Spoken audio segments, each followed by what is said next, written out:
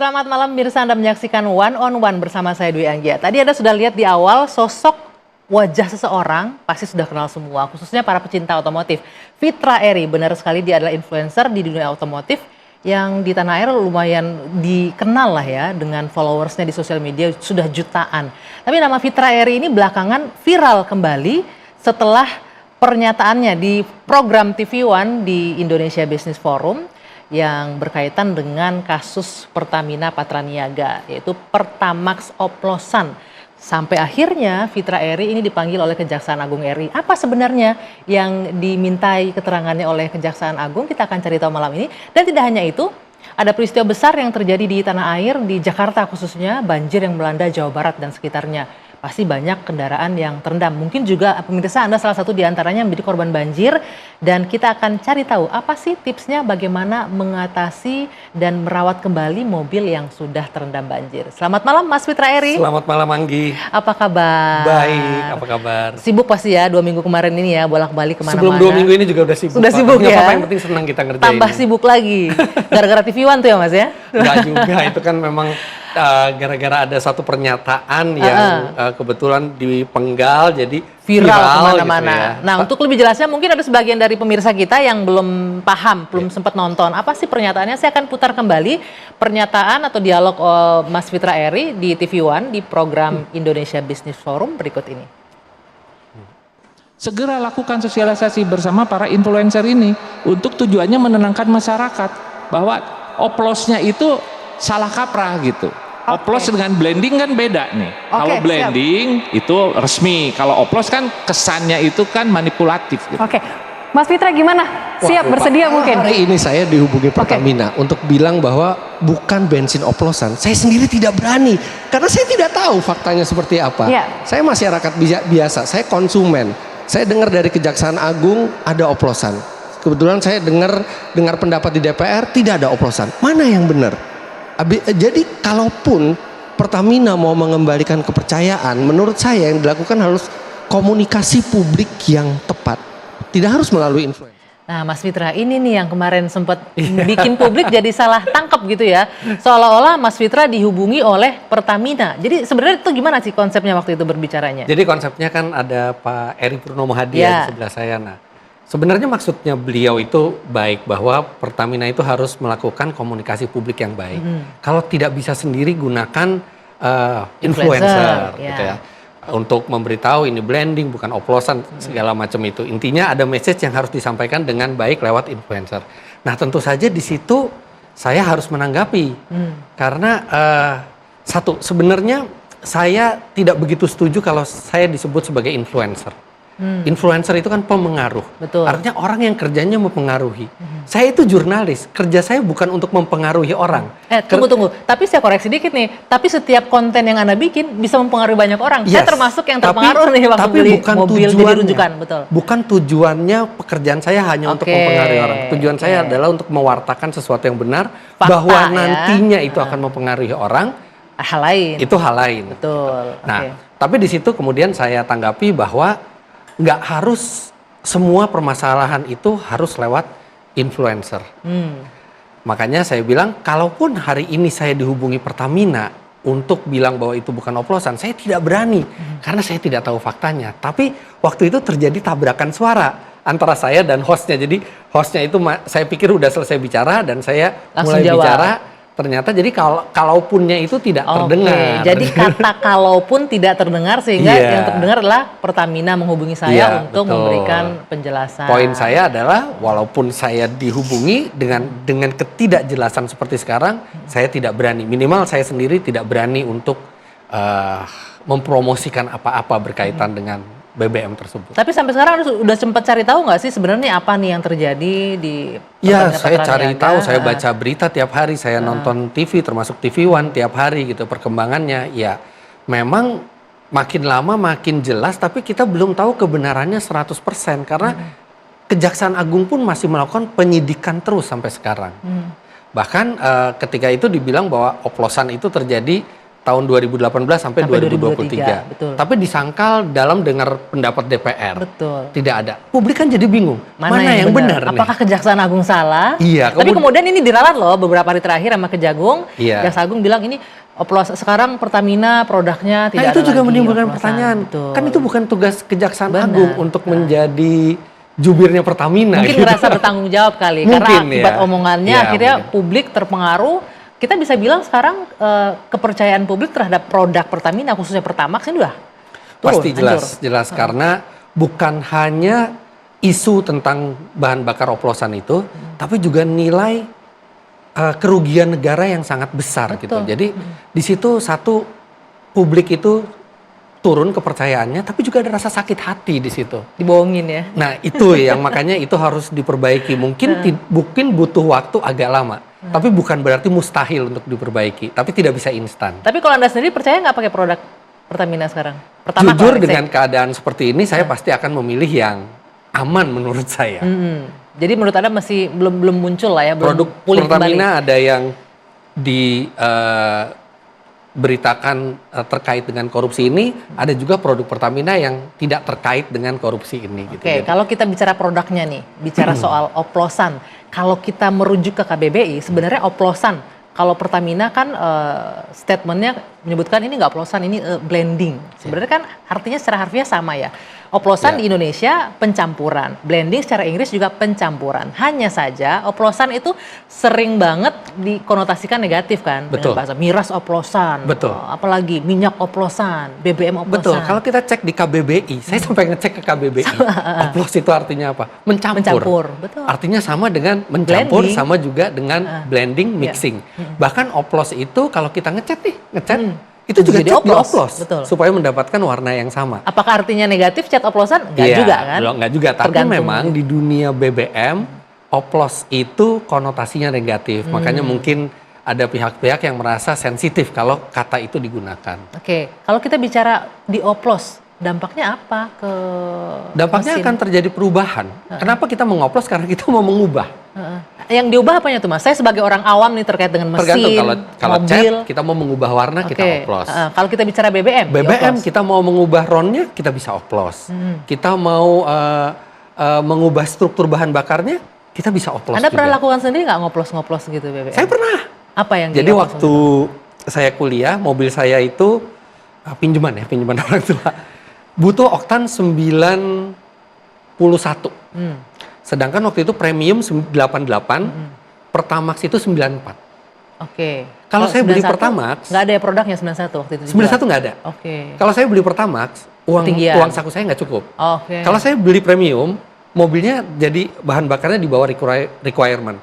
Yang ada saya mencampur 50% oktan 88 premium, 50% Pertamax supaya mendapatkan 91. Bisa begitu? Bisa, kalau oktan memang bisa. Oktan itu kalau bahan bakar oktan berbeda, itu volumetric base. Jadi tergantung perbedaan oktannya, kita tinggal pakai perbandingan volumenya aja.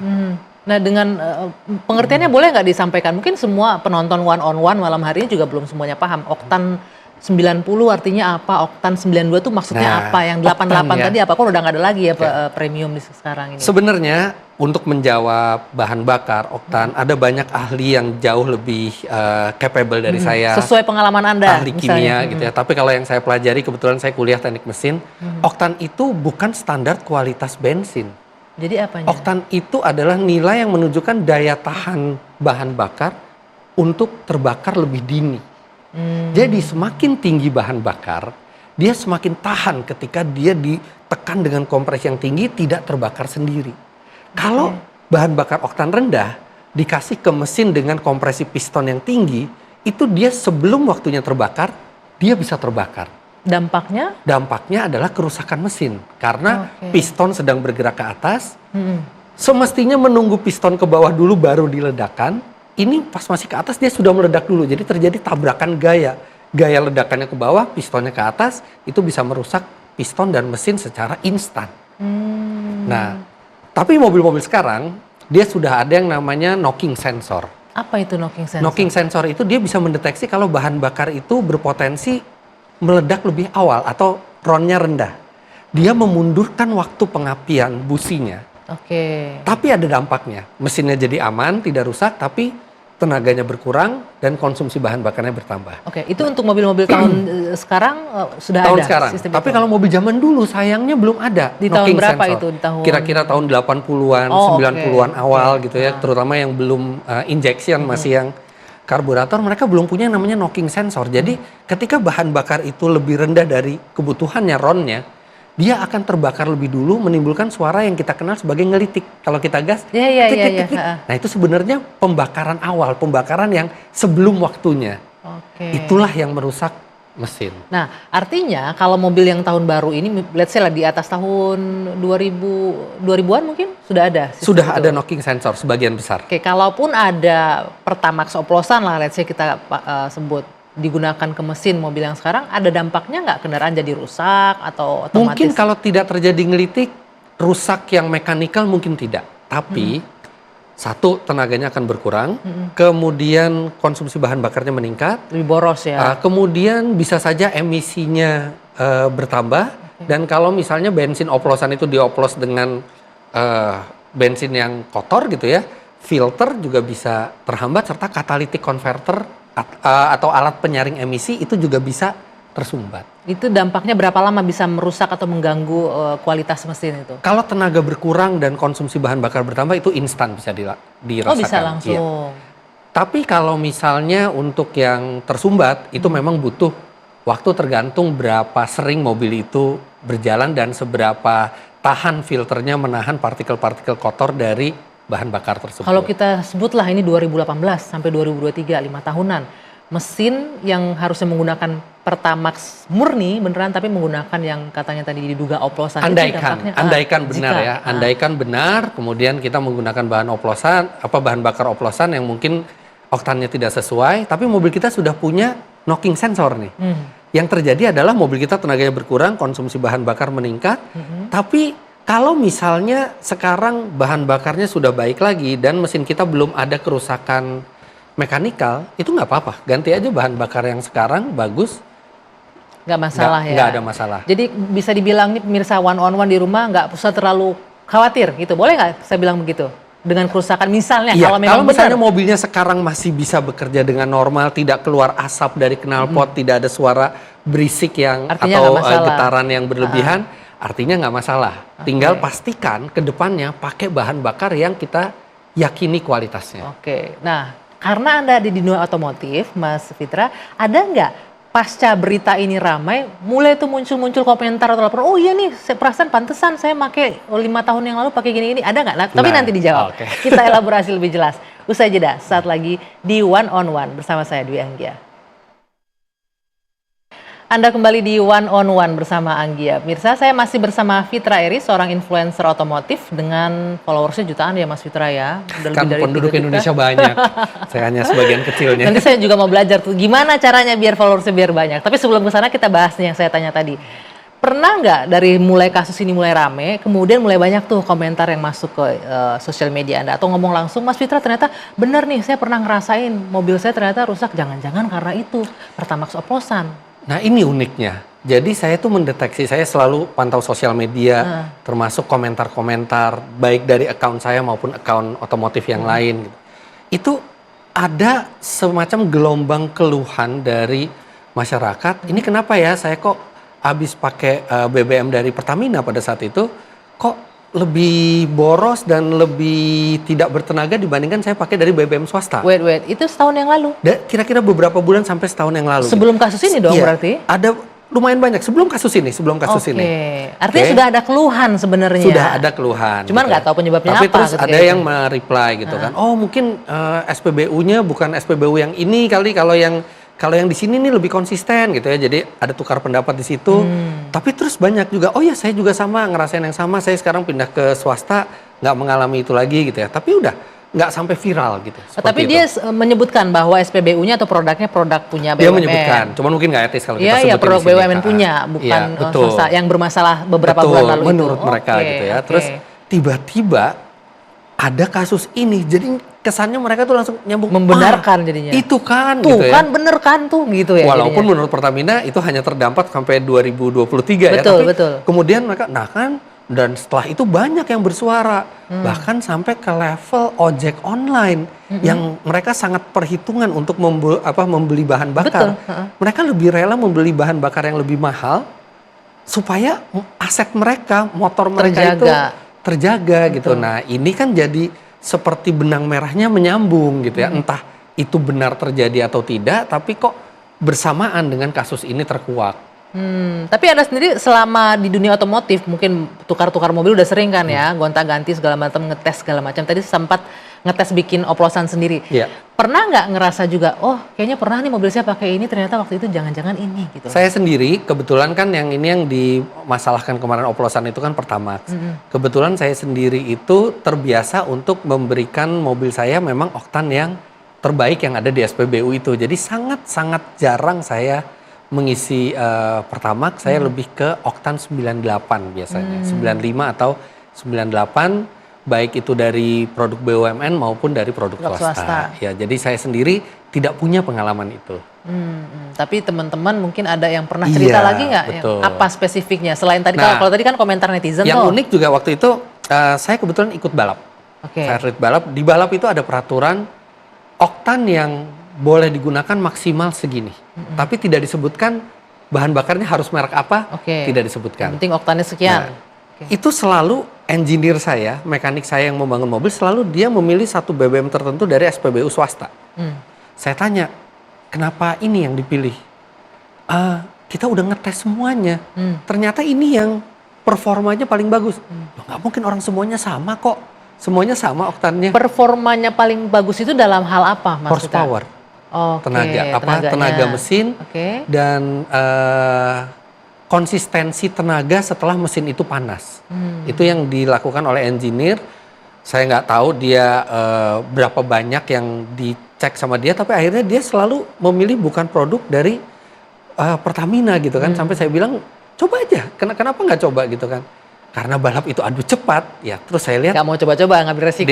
Dia nggak mau coba-coba mekanik saya ini. Oh gitu ya. Jadi, tapi kalau saya sendiri harian, saya nggak anti Pertamina. Kadang-kadang saya juga isi, tapi memang saya selalu oktan yang paling tinggi.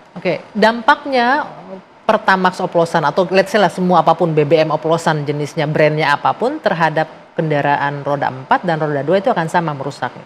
Selama mesinnya mesin piston pembakaran dalam gitu ya, mesin pembakaran dalam, efeknya kurang lebih akan sama. Tapi motor itu dia tidak secanggih mobil untuk knocking sensornya. Dia ada toleransinya nggak sebagus mobil. Malah banyak motor yang belum dilengkapi dengan knocking sensor. Jadi motor akan langsung lebih terasa. Cepat rusaknya gitu ya? Terasa lebih cepat efeknya. berdampak. Kalau rusaknya belum tentu, kecuali terjadi detonasi atau ngelitik itu.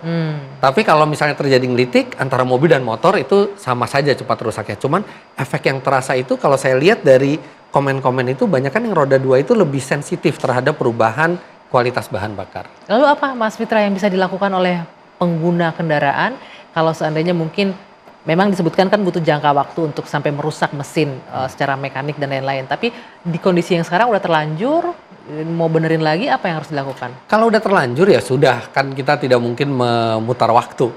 Kalau misalnya alhamdulillah mesin belum mengalami kerusakan mekanikal, belum ada getaran yang tidak wajar, belum ada suara yang tidak wajar, nggak apa-apa. Kosongkan saja bensin Anda sekarang, habis itu pilih bensin yang Anda yakini bahwa itu bagus ya, sesuai dengan standar. Nah balik lagi nih, kita bicara soal yang lagi viral kasus kemarin itu. Tadi kan Anda sudah klarifikasi, Mas Fitra, bahwa itu adalah karena adanya kalimat yang berbenturan, pernyataan Anda dan pernyataan host. Tapi kemudian akhirnya kan udah terlanjur viral di mana-mana, sampai akhirnya Mas Fitra itu dipanggil pihak kejaksaan. Itu juga rame lagi tuh.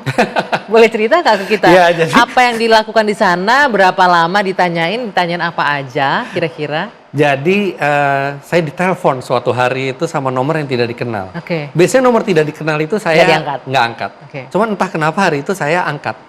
Dan 5 detik pertama saya pikir penipu yang nelpon saya. Kenapa? Karena ngomongnya, halo, dengan Pak Fitra Eri, kami dari Kejaksaan Agung Republik Indonesia. Pas terima itu sempet kaget nggak? Aduh, ini pasti nipu nih, saya pikir gitu kan. Terus saya pikir kan, karena ngapain Kejaksaan Agung? Saya pikir mungkin mau mengancam. Tapi kok ternyata obrolannya tuh tidak ada mengancam sama sekali gitu kan. Pak Fitra, kami butuh keterangan Pak Fitra untuk di Kejaksaan Agung gitu kan. Apakah boleh kami mengundang gitu kan. Oh ya udah, saya bilang saya masih jaga-jaga, kirim aja dulu surat panggilannya, nanti saya akan penuhi gitu. Oh, disebut langsung diminta datang sebagai saksi atau hanya saksi? Jatuhnya di sini sebagai saksi sesuai keahlian Anda ya? Iya, mereka nggak bicara secara spesifik. Saya tanya tentang apa? Oh ya, tentang kasus yang lagi ramai sekarang ini gitu kan. Itu tanggal berapa Mas diteleponnya? Minggu lalu ya, saya lupa tanggalnya tanggal berapa. Kan dipanggilnya tanggal 5 ya kemarin. Iya, tanggal 5. Kira-kira 2-3 hari sebelumnya ke sana ya. Kemudian datang surat panggilan, dan surat panggilannya itu jelas bahwa ini terkait dengan perkara korupsi yang di Pertamina, dan saya juga nggak tahu saya mau ditanya apa, tapi sebagai warga negara yang baik saya nggak mungkin menolak panggilan. Dan ketika itu dipanggil, ternyata saya tidak bisa membeberkan secara detail pertanyaannya, tapi ternyata pertanyaan tentang teknis umum, mirip seperti yang Mbak Anggi tanyakan ke saya gitu ya. Jadi tidak terkait dengan proses korupsinya segala macam itu. Kasusnya pasti enggak berarti tidak sama sekali. Tadinya saya mau diem-diem aja. Maksudnya saya juga nggak nge-post story, apa gitu ya. Akhirnya tapi ditungguin wartawan kayaknya banyak. Kejagungnya tiba-tiba kok sore ada wartawan nanya, Mas Fitra tadi benar ke Kejagung, ditanya apa aja? Mas Fitra kok tiba-tiba banyak gitu kan. Oh, ternyata memang ada press conference dari Kapus dari Kepala Pusat Penerangan Hukumnya, bahwa bukan cuma saya tapi juga ada 8 saksi lain, dan ya saya rasa itu wajar ya, dalam sebuah penyidikan pasti Kejaksaan Agung itu akan memeriksa, mengumpulkan fakta-fakta dari gitu ya. Banyak, dan saya yakin juga selain saya semestinya harusnya ada ahli kimia mungkin dari universitas yang mungkin lebih paham tentang bahan bakar. Kalau saya kan sebenarnya lebih praktisi, bukan peneliti bahan bakar. Cuman praktisi kan lebih tahu nih, ketika prakteknya lebih kelihatan kan, lebih mengerti, banyak paham dampaknya apa. Saya secara umum tahu dampaknya apa gitu ya. Tapi kalau sudah masuk ke senyawa-senyawa yang ada di itu, pasti ada ahli yang lebih capable lagi dari saya. Jadi hanya seputar itu aja keahlian Anda dan pengalaman ketika menggunakan terkait otomotif dan lain-lain. Betul. Jadi tidak ada pertanyaan yang berkaitan dengan tersangka. Saya juga tidak kenal dengan semua tersangka itu. Jadi tidak ada. Sempat papasan? Enggak sempat papasan. Sempat terpisah kan ketika? Iya, terpisah sendiri-sendiri. Oke, menarik ya. Jadi hanya terkait keterangan berkaitan dengan hal teknis. Iya, tapi kan judulnya media kan diperiksa sebagai saksi Kejagung dalam kasus korupsi kan. Apa jangan-jangan benar diminta jadi influencer nih? Enggak kan? Saya yakin kan di sini 100% saya tidak terlibat sama sekali. Tidak pernah ditawarkan, pernah ditawarin juga nggak? Akhirnya sampai sekarang dari Pertamina, akhirnya ada yang ngubungi nggak dari sekarang? Waktu itu sempat ada Pertamina menghubungi habis dari TV One kemarin, dari pihak agensinya menanyakan apakah benar ada pihak Pertamina yang sudah menghubungi. Mengkonfirmasi, bukan nanyain mau nggak jadi influencer, itu bukan juga kan? bukan menghubungi saya, tapi menghubungi tim saya, dan tim saya bilang enggak, itu terjadi tabrakan suara gitu kan, dan saya juga harus fair dong, dan saya juga melakukan klarifikasi walaupun itu bukan kesalahan saya, tapi saya klarifikasi karena saya inginnya informasi yang saya sampaikan itu tidak misleading. Tapi setelah itu ada lagi nggak yang menghubungi untuk tolong dong Mas Fitra bantuin kita untuk mengembalikan kepercayaan publik, atau bantu dong review produk ini gitu, terkait itu nggak ada? Belum ada, dan saya rasa juga message yang saya sampaikan kan cukup jelas gitu kan. Nggak mungkin setelah saya memberikan message seperti itu malah datang. Tapi kalau ada yang nawarin mau? Enggak dong. Kalau misalnya tergantung. Jadi gini, saya itu tidak pernah meminta endorse. Saya tidak pernah datang ke satu perusahaan, mau nggak dibantu promosi? Nggak pernah. Pasti perusahaan itu yang datang, dan itu pun harus saya lihat. Endorsement itu hanya untuk membeli space di sosial media, bukan buat membohongi masyarakat. Ketika yang disampaikan itu mau untuk membohongi publik, mau dibayar berapapun akan saya tolak. Dulu saya pernah menolak banyak produk, termasuk produk penghemat bahan bakar. Pernah ada menawarkan saya tes selama seminggu, nggak ada pengaruhnya, dan dia bilang karena dia sudah dapat red card waktu itu, kita bayar 2 kali 3 kali lipat, nggak apa-apa. Saya bilang no, ini bukan masalah bayaran. Mas Fitra, jangan bohongin masyarakat ya Mas Fitra ya, jadi influencer jangan. Uangnya nggak seberapa, dosanya luar biasa gitu ya. Oke, nah menarik nih Mas Fitra, tetaplah memberikan informasi yang sesuai dengan kondisi yang sebenarnya. Betul. Dan gitu ini juga mungkin kalau ada yang teman-teman yang mungkin followernya banyak, terus jadi influencer gitu ya. Ketika kita mendapatkan endorse, ya kita harus percaya bahwa bayaran itu hanya untuk membeli space bukan buat bilang yang jelek jadi bagus. Oke, itu ya buat teman-teman influencer tuh pesan yang bijaksana dari Om Fitra Eri. Oke, kita akan lanjutkan lagi. Ini saya yakin penonton One on One banyak pengen tahu karena mungkin ada sebagian yang kemarin sempat merasakan banjir, kendaraannya terendam banjir. Apa yang harus dilakukan? Kita akan bahas nanti usai jeda. Tetaplah bersama kami di One on One.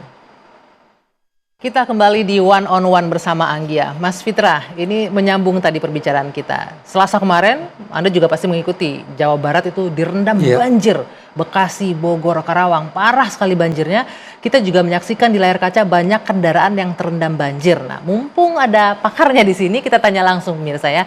Gimana Mas Fitra, kira-kira untuk menangani ketika kendaraan terendam banjir yang banjirnya nggak cuma 20 cm, 30 cm, ini udah bisa 2 meter plus. Hilang, kerendam semua. Ya, yang pertama harusnya kita berhak atas kondisi yang tidak kebanjiran ya. Apalagi curah hujannya juga tidak yang dahsyat-dahsyat amat dibandingkan banjir 2020. Sebenarnya kemarin itu curah hujannya nggak lebih separah 2020, tapi dampaknya banjirnya parah banget kalau kita lihat. Turut prihatin buat semua yang terdampak dan buat pemerintah sendiri harus menangani ini, jangan sampai rakyat jadi korban terus kebanjiran gitu ya. Nah, tapi kalau kita ketemu banjir, apa yang harus kita lakukan? Kalau kita lagi berkendara dengan mobil dan banjirnya itu sudah lebih dari setengah velg kita, sebaiknya kita berputar. Jangan dipaksa. Jangan dipaksakan. Aduh, saya selama ini suka maksa tuh, yang penting nggak masuk gitu. Kemarin nggak boleh juga, berarti ya? Iya, sempat ada juga yang itu di Bekasi juga di Indonesia yang dia paksakan nyebrang malah dia jadi nyebur ke sungai terbawa arus. Iya bahaya sih memang. Kemudian kalau misalnya kendaraan kita berasuransi, asuransi itu hanya mengganti kerugian kebanjiran kalau mobil kita tidak dikendarai menuju banjir. Oke. Jadi ketika kita banjir, kebanjiran itu di cover. Tapi kalau kita menerjang banjir, itu tidak di cover. Dan kerusakan yang paling mahal ketika kita menerjang banjir adalah ketika air itu masuk ke dalam mesin lewat lubang masuknya. Itu akan menimbulkan sesuatu fenomena yang namanya water hammer. Di mana piston yang mestinya hanya mengkompresi udara, tiba-tiba ada air. Dan air ini tidak bisa dikompresi. Jadi dia akan merusak bagian-bagian mesinnya, mesin bisa langsung jebol dalam sesaat kalau masuk air. Itu kena namanya air water doang hammer. Itu hanya kena air aja? Air itu jangan pikir, air itu ketika dikompresi, dia tidak bisa berubah bentuk. Tidak bisa dikompresi air itu. Jadi ketika ditekan oleh piston dan airnya sudah padat semua, itu akan merusak semua bagian mesin. Jadi pertama yang harus diperhatikan ketika sudah setengah velg jangan dipaksain. Sebaiknya jangan ya. Memang ada mobil-mobil yang kuat ya. Ada beberapa mobil yang kuat yang intake-nya lebih tinggi, saluran masuknya. Tapi secara umum kalau udah lebih dari setengah velg, mendingan kita putar balik. Karena banjir itu kita nggak tahu nanti ke depannya lebih dalam lagi apa enggak. Di depan ada lubang atau tidak karena tidak kelihatan. Kalau yang paling aman apa? SUV masih aman kalau gitu? SUV tinggi kan, pasti tinggi. aman gitu. Dan sebenarnya kalau secara teknis, sebenarnya paling aman tuh mobil listrik. Karena mobil listrik itu tidak butuh udara. Tunggu bener-bener nih. Orang kan takutnya listrik kena air kan bisa korslet. Lah ya mobil biasa juga banyak peranti kelistrikannya. Itu berbeda dan sudah terproteksi. Bahkan ada IP ratingnya mobil listrik itu.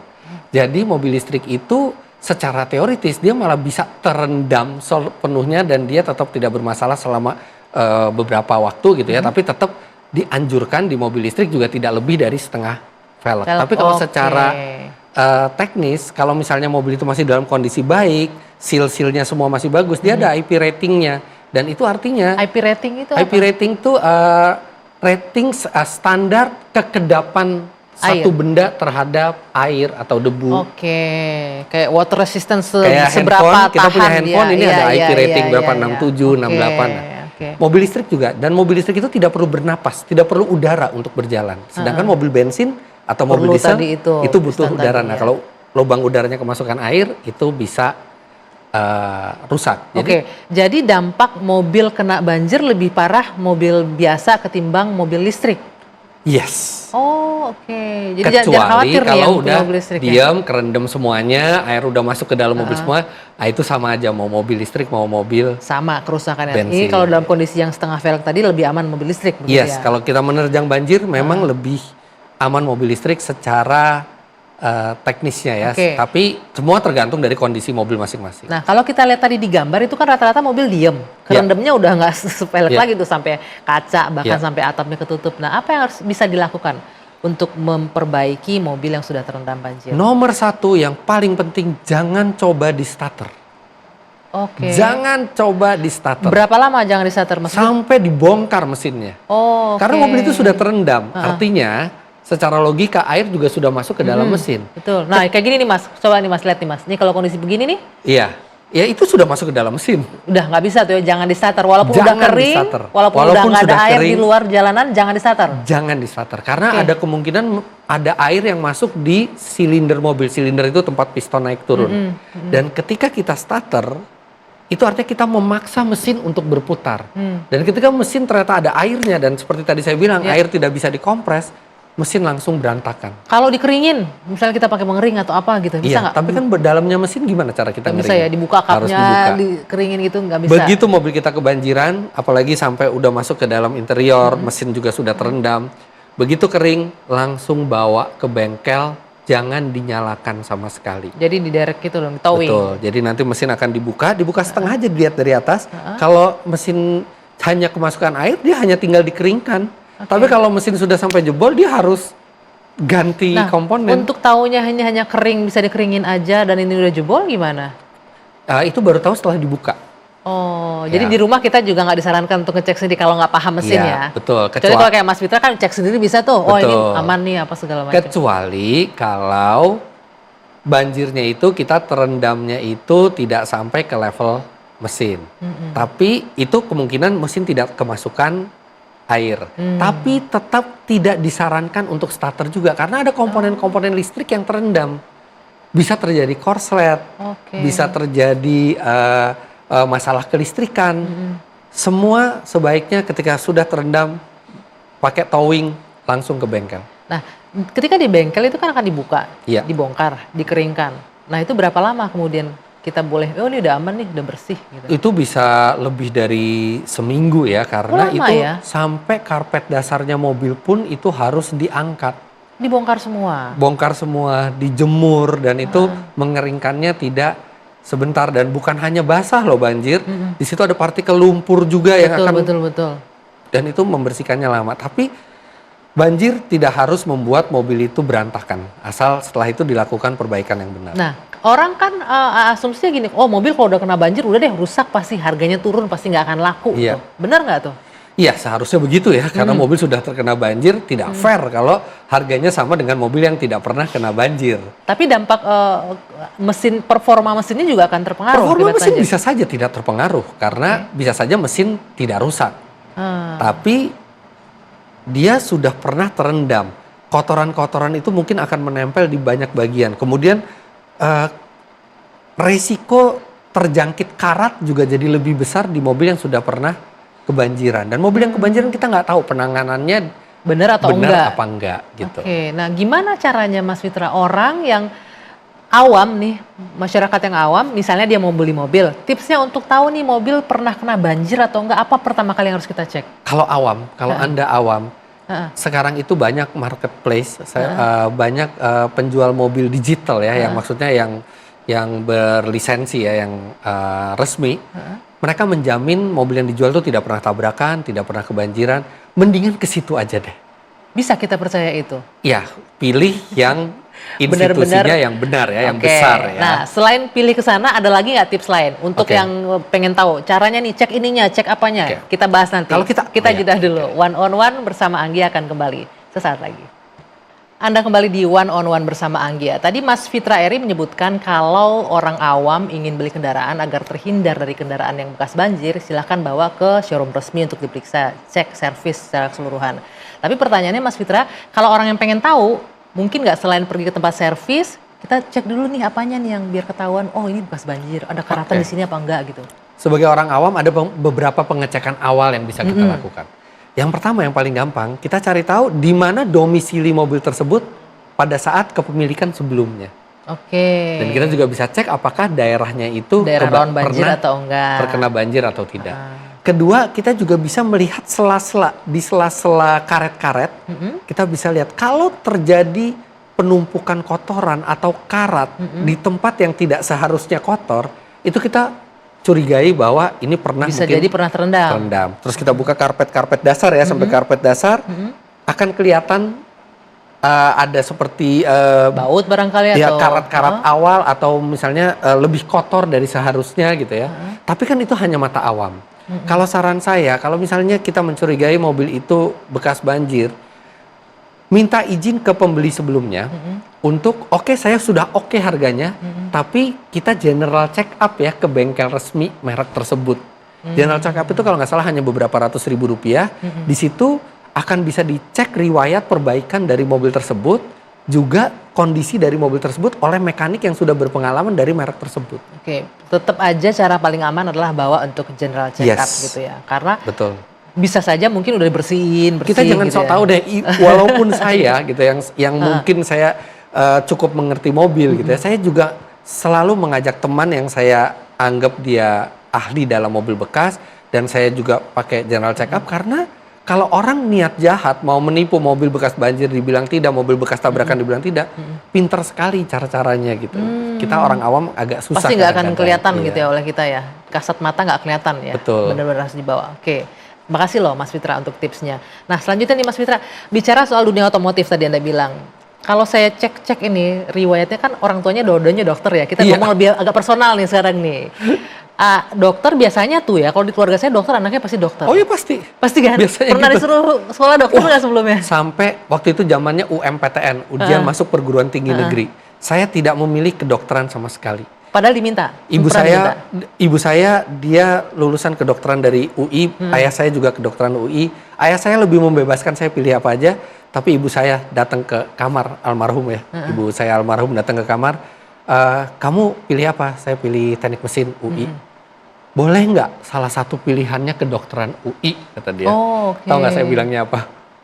Nggak mau mah. Kenapa? Beneran mah, saya takut keterima. Saya bilang gitu. Karena saya nggak pengen jadi dokter. Saya tahu dokter itu tanggung jawabnya besar. Dokter itu menyangkut nyawa manusia. Saya tidak cukup kuat untuk bertanggung jawab ke nyawa manusia lain. Tapi Mas Fitra sekarang tanggung jawabnya juga besar loh dengan konten-konten yang Anda bikin gitu ya. Ya. Luar biasa juga. Sebenarnya kan itu sejak saya kan merintis karir itu dari menjadi jurnalis. Jurnalis itu pun itu tanggung jawabnya sudah besar. Karena jurnalis mungkin tidak punya follower yang banyak secara pribadi, tapi secara pekerjaan itu sangat mempengaruhi banyak orang dan tanggung jawabnya besar. Jadi memang saya setiap fakta yang disampaikan harus dipertanggungjawabkan. Harus dicek, jangan hanya percaya dengan kata-kata orang lain gitu ya. Harus cek dan recheck, dan itu sudah diajarkan dari pertama kali saya masuk ke dunia jurnalistik. Jadi saya nggak menganggap bahwa karena follower saya banyak tanggung jawab saya jadi berubah, karena tanggung jawab itu mau follower kita kecil, follower kita banyak, yang namanya tanggung jawab itu sama. Nah sekarang kan sudah followersnya banyak, udah jutaan. Kemudian reviewnya masih tetap mobil nih ya. Boleh nggak kasih input ke kita nih untuk kendaraan yang Anda review sepanjang banyak banget itu ratusan ribuan video, yang paling berkesan apa Mas Fitra dari semua jenis kendaraan? Kita nggak usah nyebut brand deh. Yang paling berkesan dan apa yang bikin Anda? Yang saya sangat berkesan sampai sekarang adalah ketika saya mereview, saya sebut aja mereknya Bugatti Chiron Sport. Karena pada saat saya mereview itu, Bugatti Chiron Sport itu memegang rekor sebagai mobil paling cepat di dunia pada saat itu. Dan mobil itu didatangkan khusus dari Prancis ke Indonesia. Untuk dites hanya 2 jurnalis saja di Indonesia. Wow, Anda salah satunya yang punya kesempatan untuk itu. Sangat berkesan, bukan hanya mobilnya tapi juga mereka menginvestasikan uang begitu banyak untuk dicoba hanya oleh 2 orang, salah satunya saya. Apa hasilnya ketika itu? Selain berkesan, ternyata apakah emang sebagus itu nggak sih? Memang luar biasa performanya dan luar biasa juga harganya, karena kalau mau dibeli dengan pajak Indonesia itu sekitar 125 miliar. Harganya 125 miliar. Itu kalau kita cicil 5 juta sebulan, itu mungkin selesainya dalam waktu 1200 tahunan lah. Luar biasa ya. Jadi itu yang paling berkesan ya, Mas Fitra. Terima kasih sekali loh Mas Fitra untuk waktunya bersama saya malam hari ini, sudah berbagi, sudah memberikan tips terutama nih untuk yang banjir, karena saya pernah korban jadi salah beli mobil. Ada korban banjir juga, tapi bermanfaat sekali. Yang paling penting adalah bawa ke bengkel resmi tadi gitu ya. Itu yang bisa dijamin. Oke. Kalau soal oplosan ada pesan-pesan nggak? Oplosan, jangan soal oplos sembarangan sendirian. Sangat berharap Pertamina menggunakan momen ini untuk memperbaiki kualitas dan pelayanan ke depannya, dan saya yakin kalau semua korupsi itu diberantas, Pertamina jadi lebih efisien, pasti pelayanannya lebih bagus, kualitas bahan bakarnya juga bisa sesuai dengan spesifikasi, dan mungkin harganya bisa lebih terjangkau kalau lebih efisien. Lebih terjangkau kuncinya ya. Nah terakhir aja, sebagai masyarakat pengguna apa yang bisa membuat Anda percaya kembali, mengembalikan public trust Pastinya penegakan hukumnya, pasti publik akan melihat siapa saja yang terlibat, apakah ada ditutup-tutupi atau tidak, serta berapa hukuman yang akan diberikan. Nah dari situ publik akan mulai timbul kepercayaannya. Selain itu dari Pertaminanya juga harus proaktif untuk menunjukkan secara transparan bahwa mereka sudah melakukan perubahan ke arah yang lebih positif. Oke, terima kasih Fitra Eri atas waktunya di One on One bersama Anggia. Saya Dwi Anggia akan kembali lagi untuk Anda pekan depan. Sampai jumpa.